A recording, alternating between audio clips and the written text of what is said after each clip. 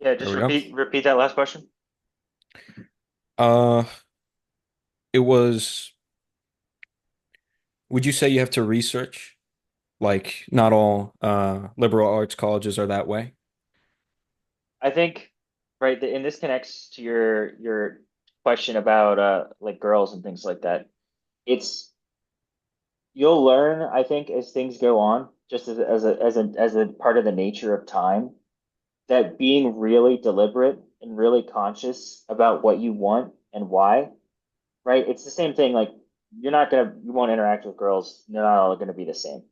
It's the same thing with colleges, and I think sometimes you meet someone at the right place at the right time, and it's like that's what Simon's Rock was for me. I didn't Mm, feel like I had any options, and then Simon's Rock came along, and I was like, this is exactly what I need. Um, there are things like that that will happen, but then there are also moments where being deliberate and really carefully choosing to make the right decision for you is important. So maybe for college, it's going to be like you go and you do this college visit and you're like, oh, I won't like this place. And it's just perfect, right?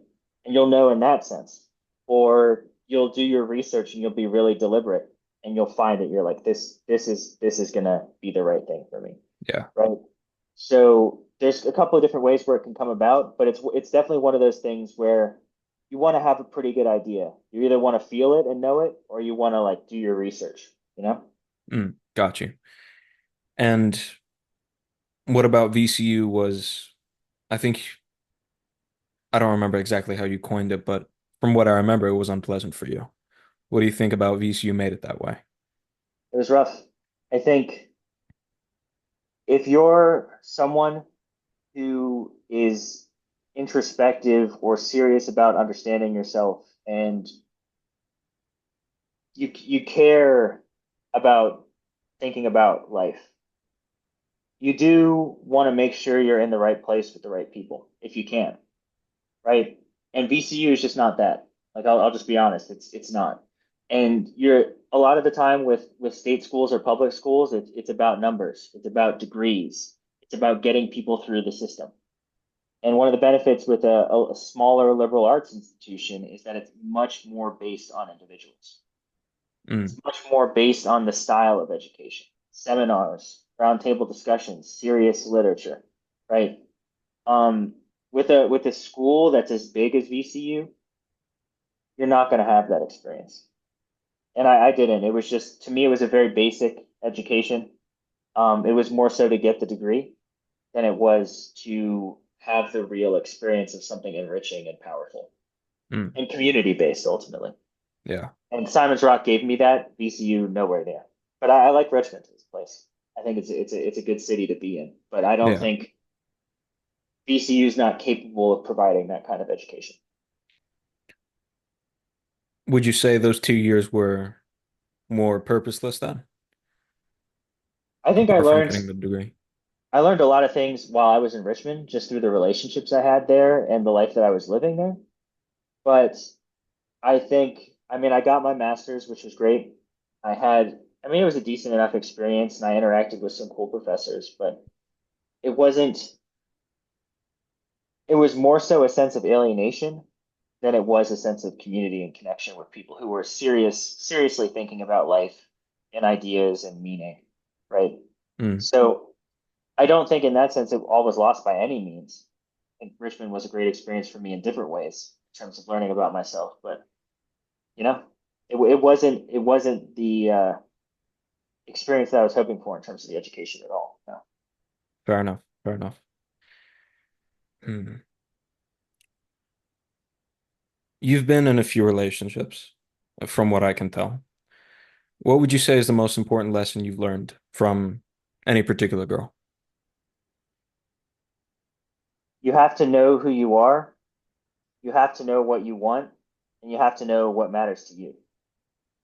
I think the most important and maybe only thing I've ever learned from relationships is that if you are not in tune enough with yourself, it doesn't matter who you're with.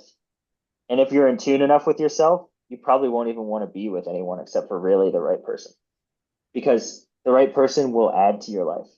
The wrong person will take away from it. It's just that simple.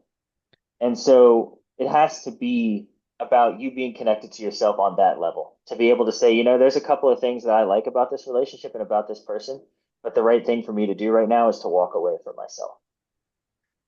Do you think having that level of knowingness about yourself equates to a degree of self-esteem? 100%. I think if you truly know who you are, and I'm not talking just about in the personal sense, but ultimately in like a scientific or even spiritual sense. A lot of the time for me, science is spiritual, right? Because it shows us things about the nature of reality that we also experience in a spiritual way. If you have that level of self-understanding, I'm not saying it's easy all the time, but I am saying it's a level of freedom. It's a level of spiritual experience. And I would almost say a level of enlightenment that's incredibly powerful and incredibly empowering and incredibly important. And without that, I think there's a lot of suffering. It doesn't matter who you're in a relationship with. It doesn't matter what car you drive. It doesn't matter what job you have. It doesn't matter how much money you have because everything comes back to that level of self-awareness, self-knowledge. Yeah. Yeah. You round down to what's the quote? You round down to the lowest points of yourself or lowest parts of yourself. Sure. Mhm. Hmm. Sure. There's nothing that can cover that up. So when you look at most people and you look at the lives they live, right, all it is an attempt to cover up the emptiness, which is a lack of self-knowledge. Right? And no one will admit that because if you were to admit that, you would have to admit to yourself that your entire life is an attempt to cover up your lack of self-knowledge. Whether that's jewelry or houses or I mean, there's a lot of different ways that people try to do it, right? But I think everyone knows at the end of the day, when you're just sitting with yourself, you either know yourself or you don't, and you can sit with yourself and love and respect and appreciate that, or you're in a situation of pain. Yeah. And I'm Mm. not saying it's all like sunshine and roses. I'm not saying that knowing yourself is the key to everlasting peace. I'm saying it's a big part of it, though, I think.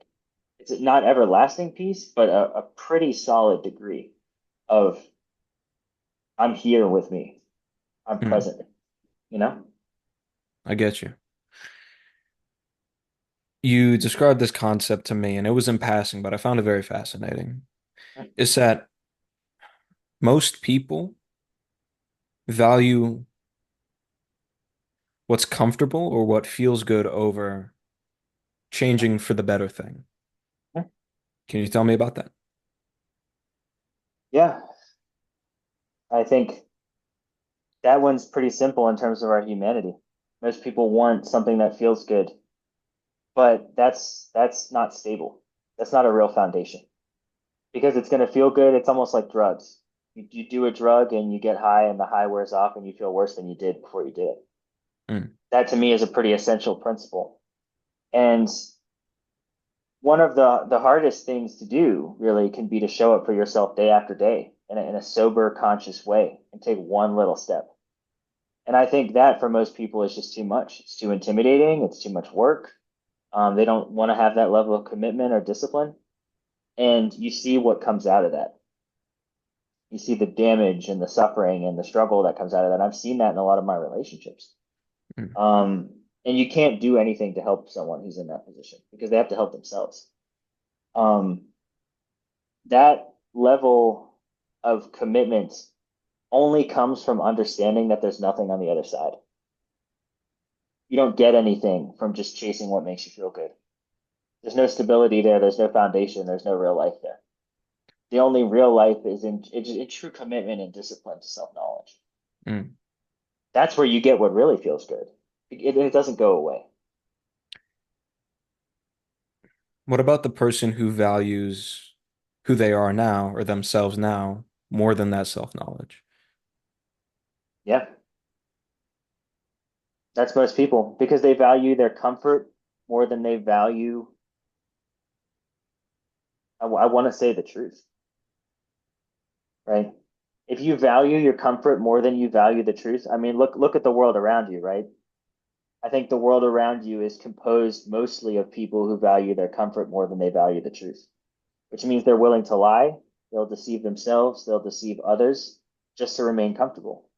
And that creates the world that we live in. There are some truths, you know, it's healthier for yourself to go to the gym than to stay home today. You don't need the rest, for example. But how can we define the truth outside of that? That's a good question. Yeah, see, this is why you should go into philosophy because these are Mm. the questions that define real philosophical inquiry. The truth, insofar as I think we understand it through science, through philosophy, through anything that humans have known for thousands and thousands and thousands of years, that's documented in the history of the world, is that the truth is simultaneously something that is eternal and still, but also ever changing. And that is the unity of the self, so to speak. It's a paradox and a contradiction, a duality, but it's also a unity.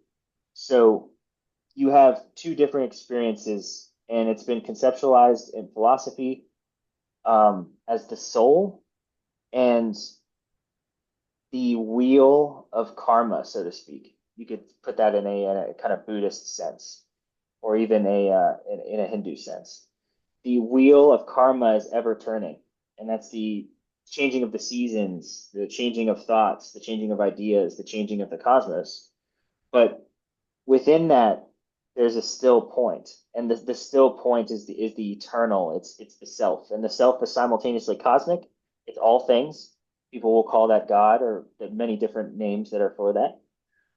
And it's also something that is deeply a part of us because we're not separate from that. So the truth is that still point because that still point informs everything on the wheel of karma, all of the change that occurs. So there's two different ways to go about it. I just hope does it kind of make sense? It kind of makes sense, yeah. There's two different ways to go about it. Like there's the still point and there's the turning of the universe, the seasons, the stars, the planets, you name it. You can go outward and look to the heavens or look outside of you and try to figure out what is. Or you can go inward, look inside of you, try to figure out what is. I think outward can be helpful, but the only real truth that you get is from looking inward because you're having the experience of the eternal.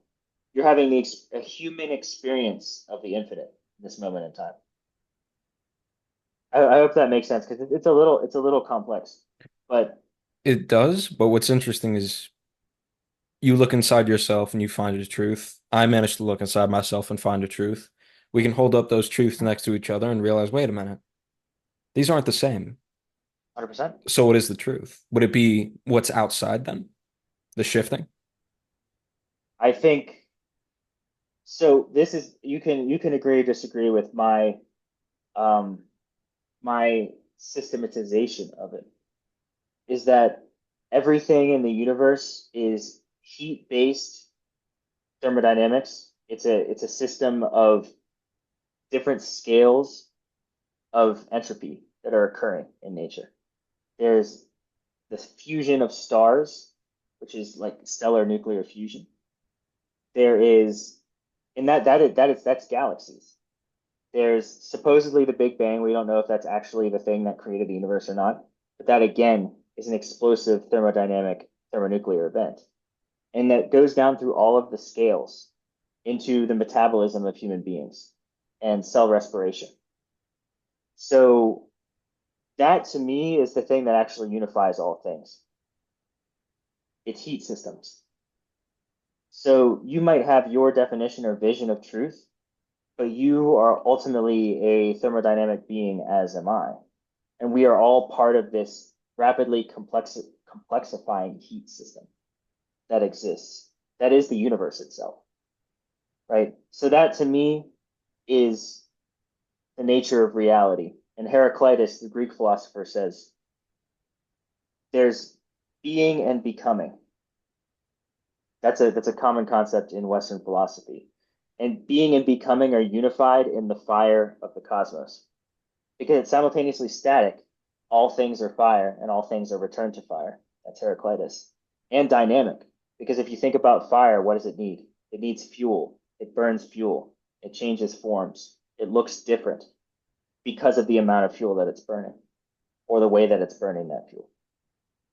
So that's one of the ways that I synthesize it and think about it. And so it's a great way to look at it because we talk about the gym or we talk about athletics, it's metabolism. Same way that you look at your brain using glucose, right? These are metabolic systems, and it's ultimately a thermodynamic system. Mm. So would that be a truth you think reality is? And I can agree or disagree with that based on what I see. Yes, I think we could dispute the language, but I think it would be hard purely on a physical level to dispute the truth of that, Yeah. right? Because that's the powerful thing about science is that it's a universal language. We can debate why thermodynamics exists, but you ultimately are a thermodynamic being undergoing entropy, which means you're going to live as long as your metabolic process is efficient, and then it's going to rapidly decline, and then you will quote unquote die or cease to exist, right? And that's pretty close to a universal truth, right? If not a universal truth. And it's not just human beings, it's other forms of life, right? Mm. It's basically the genetics of the planet Earth and living beings on planet Earth. So that's the power of science to me, right? I'm a deeply spiritual person, but science is a huge part of my spirituality because that allows us to actually come into a deeper understanding of universal truth. And our understanding of those laws changes. But the experience, right? The experience of thermodynamics, I think, is something that's profoundly universal. Mm. We might have different visions of it, right? Because I could look into a fire, I could say that looks like a horse, and then you could say, no, it looks like a chain or something like that, right? But we're having different experiences of it in terms of the way that we perceive it or conceptualize it or visualize it, But it's the but we're same thing. experiencing the same fire. Yeah, yeah. Exactly. And that's deeply unifying, I Mm. think. Yeah. You said quote unquote die. What are your thoughts on death? Um, if you look at the universe as a thermonuclear thermodynamic system, it's literally just heat systems changing form. So the idea or concept of the human being is it's a genetic passage of information through sexual reproduction. We're convinced that that's really important as human beings because it's part of the evolutionary program to keep that heat system that is the species going, right? So I don't necessarily think of human beings as quote unquote individuals as much as we are like a genetic code that's being passed down through biological heat systems, if that makes sense, right? It's Mm. it's it's a little like a big concept, but I think it's incredibly important because it takes us out of this framework of me being who I am and all these ideas of myself, which we talked about. It's a really, really bad path to go down. I have all these ideas. Um, and it gets us into something more approximating a universal experience of heat, right? As heat systems. We're like a language of the universe in terms of our genetic code.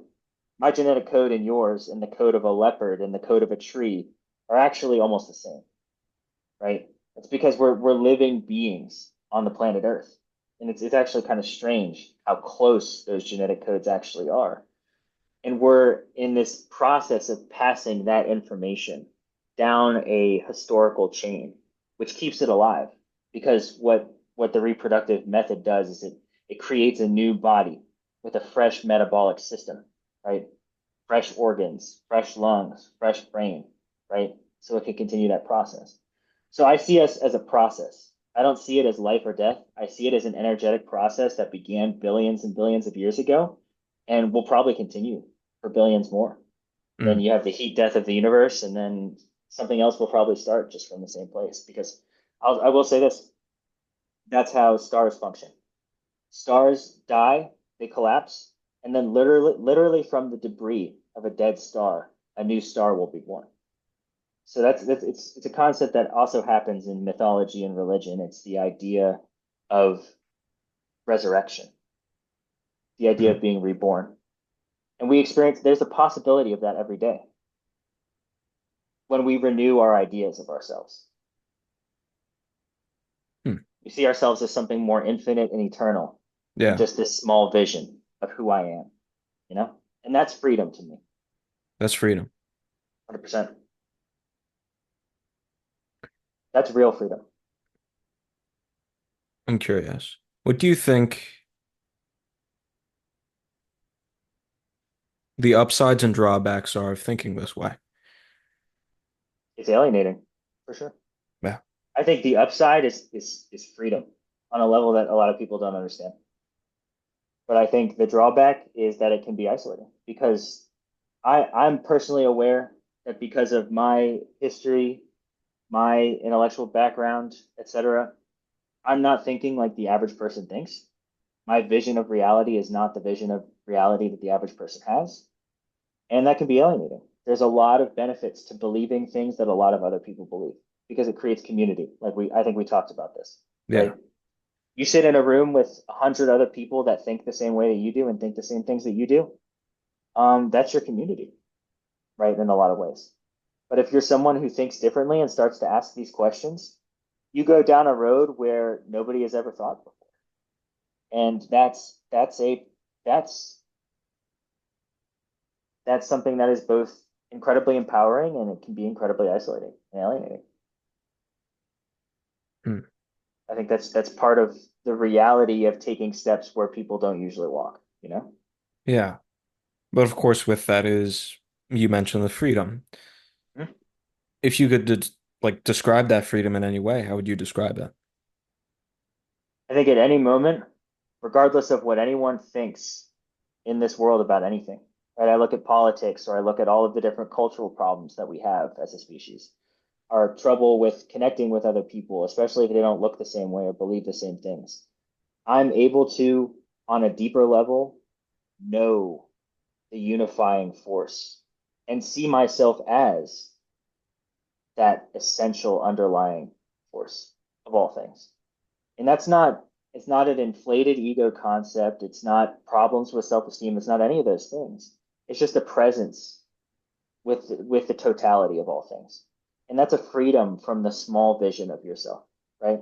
It just always comes back to that for me because I think that the number one and maybe the only problem that people deal with is a small vision of themselves. Even the people that act like they have the most power in the world, that's all. It's all just a play to make yourself feel bigger than you actually, at least for a moment. Mm.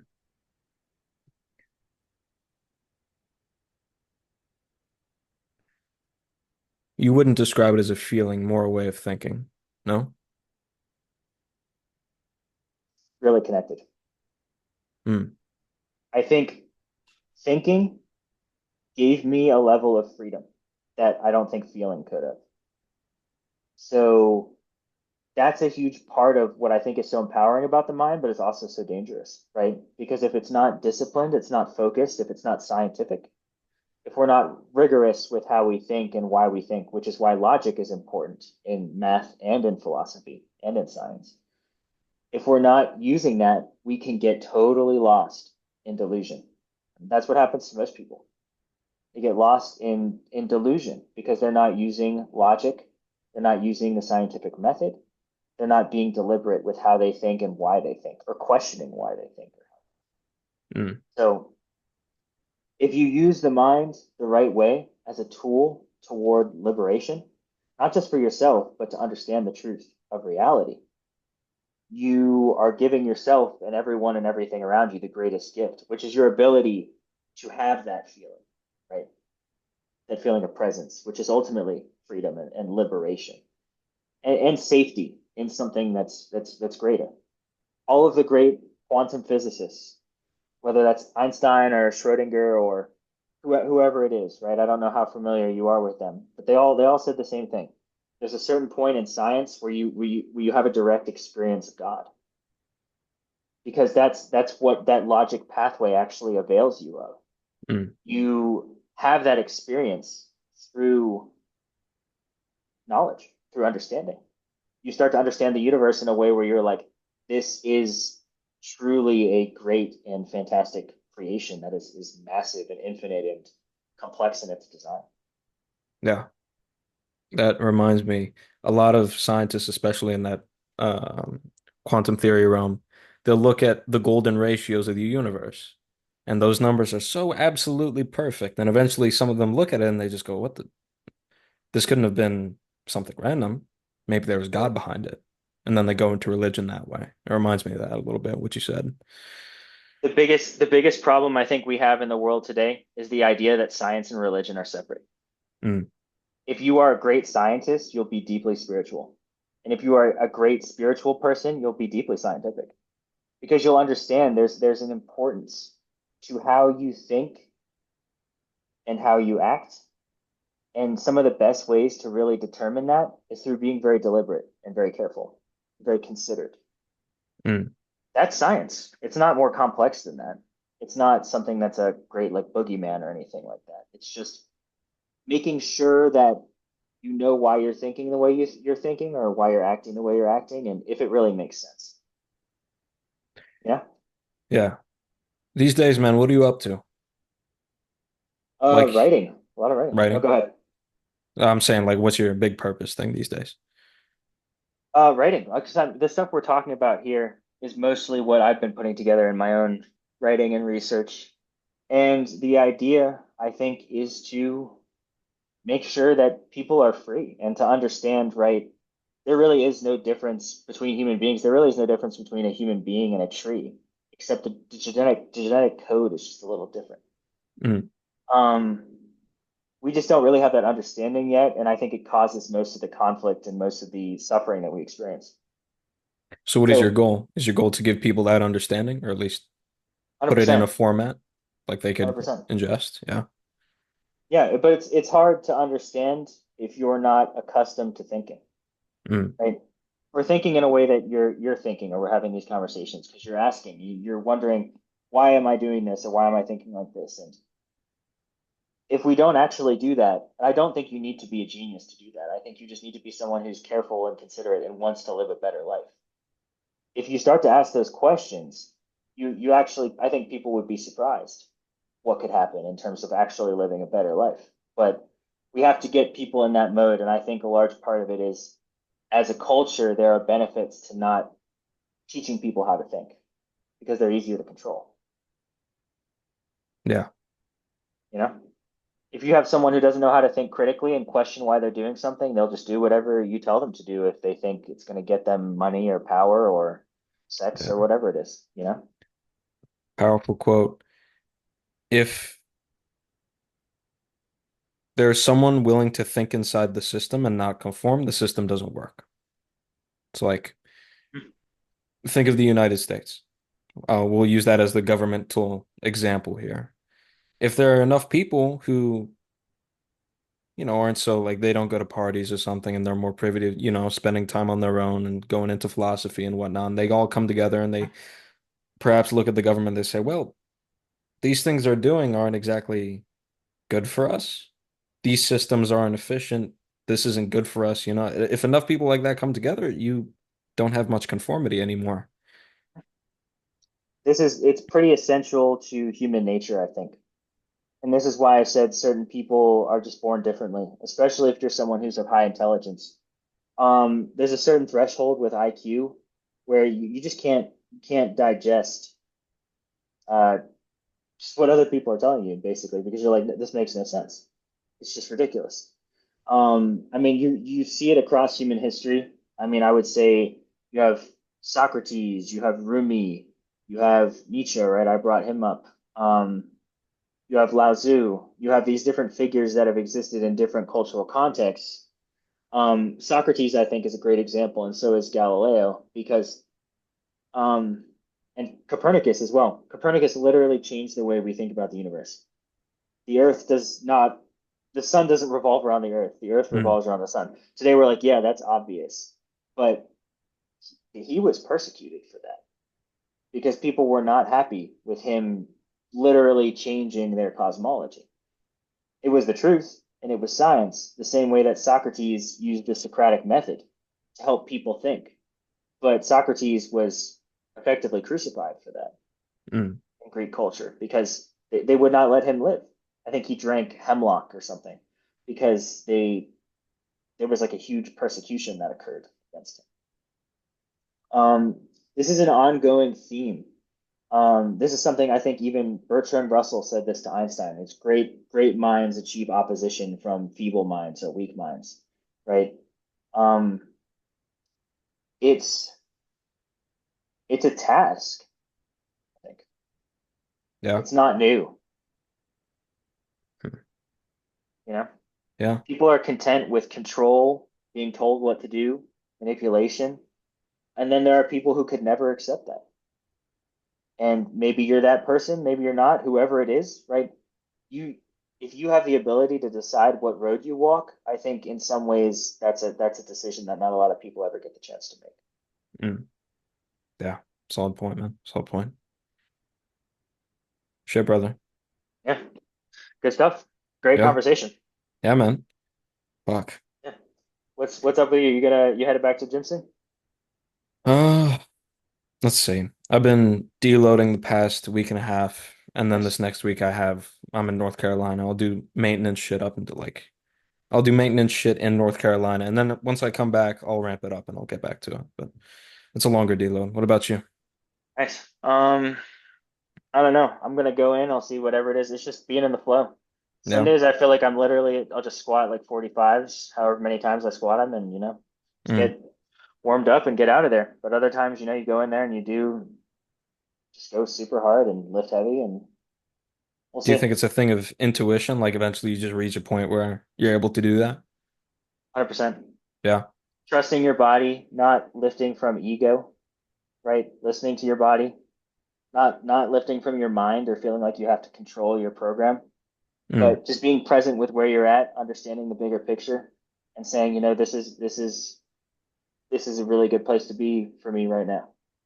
Dude. Whenever I go in purely on intuition, I feel like I'll get a decent way through the workout and then my mind will kick on and I'll Mm-hmm. notice something I did incorrectly, like an hour before. Oh, I didn't eat the right pre-workout and now like I can barely lift. I have no pump, right? And I'll be shit, I Yep. should have been thinking. I couldn't have used intuition there. But then you Yeah, build that intuition not to do that later. Do you think it's like mixing the two? it is having the capacity for reflection, but not letting the mind kick in and control you. Mm, If you want to use thinking, right? But allow yourself to move from intuition. And if you make mistakes, you make mistakes. But thinking again, right?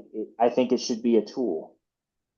You use it when you want to use it, put it away when you don't. yeah, And if you don't have that discipline yet, which I think most people don't, they haven't really mastered their mind in the way that they need to live a healthy, happy life. yeah. Hell man. Yeah, good stuff. Good stuff indeed. Yeah, I'll send this to you, and we'll figure out what we want to do. If we want to like post this on like YouTube, or if we want to post it on like MP3, or if we don't want to post it at all, you can just hold on to it, I'm whatever. gonna be so fucking real. Like, I had my phone recording me in front of me like this with like super That's high funny. quality and shit. It stopped recording after 2 minutes, bro. I'm Oh, gonna be well, I so got it real. all. I got it Yeah. all on Zoom, so I'll send it to you. All right. Yeah, send it to me. I know how to use an editing software and do color grading, shit like that. I can put it all together. Yeah, do whatever you want. Just keep me updated. All right. I'll talk Yeah. to you later, probably when you get back, I guess. Yeah. Got you, bro. Shit. Enjoy yourself. All right, man. Good to see you. Good to see you too.